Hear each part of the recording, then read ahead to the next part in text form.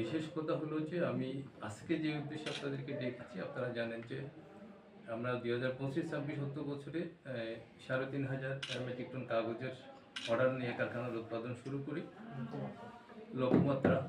তো আমরা এই পর্যন্ত নির্বাচন কমিশনের একটা বিশেষ অর্ডার ছিল, এটা হচ্ছে বাংলাদেশ স্টেশনের অফিসের মাধ্যমে এই কাগজগুলো আমরা সরবরাহ দিয়ে থাকি 914 টনের 914 টন।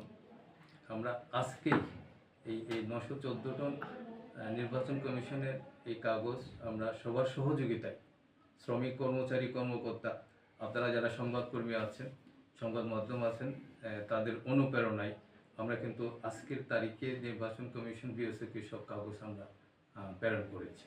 তো এটা আমাদের সবার সহযোগিতার ফলে এটা সম্ভব হয়েছে।